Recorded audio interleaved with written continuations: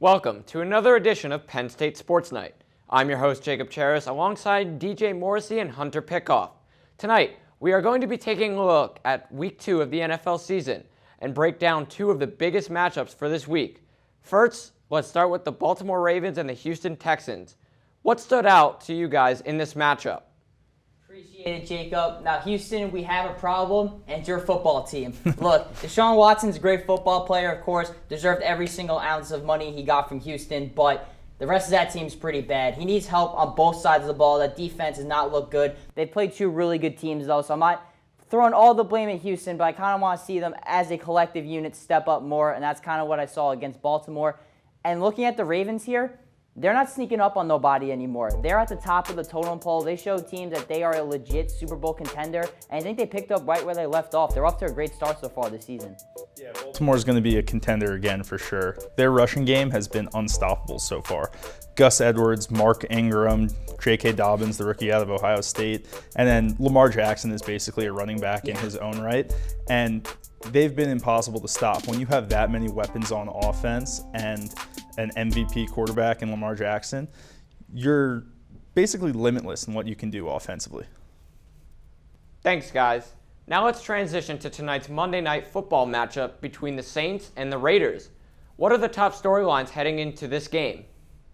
Yeah, so I think how Sean Payton uses Taysom Hill is going to be really interesting tonight because Taysom Hill had a catch last week. He had a few rushes. He even had a pass for 38 yards. So he's very versatile and one of the most unique players in the NFL.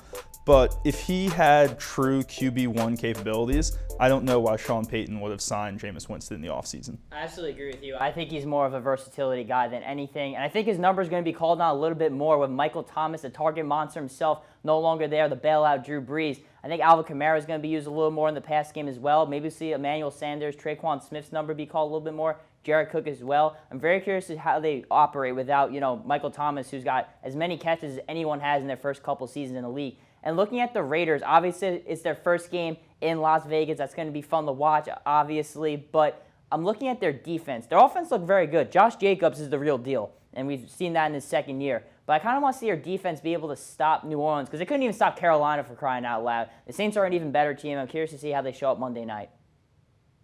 We've gone over each game, so let's hear some bold predictions.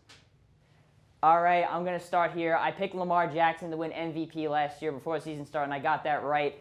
I'm not going MVP prediction here, but I think Kyler Murray is going to take that same step and be one of the best quarterbacks in the NFL this season. His team's off to a 2-0 start. I think the Cardinals may even be a playoff team, and Kyler Murray is going to show why he's one of the best guys. And I'll give you even one more. Everyone's been sleeping on the Packers this year. I think they're going to get the number 1 seed in the playoffs this season. I think they're going to win a whole lot of games. Aaron Rodgers is a bad man. He's out for blood. He's got more weapons. Allen Lazard, Marquez Valdes-Scantling, and of course he's got Aaron Jones and Devontae Adams back and healthy as well. So I think the Packers are going to be a lot better than what people think. Yeah, Kyler is a part of my prediction too.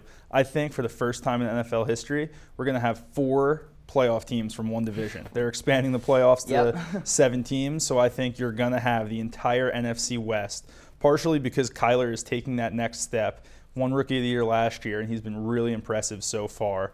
The Seahawks, they look great so far. I think if the season ended today, Russell Wilson would be your MVP. I agree, yeah. Niners are defending champs, and then the Rams have looked really good. It looks like it's 2018 for McVay and Goff. Well, we'll just have to wait and see. That will do it for this edition of Penn State Sports Night. For Hunter Pitcoff and DJ Morrissey, I'm Jacob Cheris, and have a good night. Thank you for watching our latest edition of Penn State Sports Night. If you're a fan of our content, please be sure to subscribe to our YouTube channel for more clips. Also follow us on Twitter at PSSN TV and on Instagram at PSU Sports Night to keep up with the action. For all my colleagues, we are Penn State Sports Night.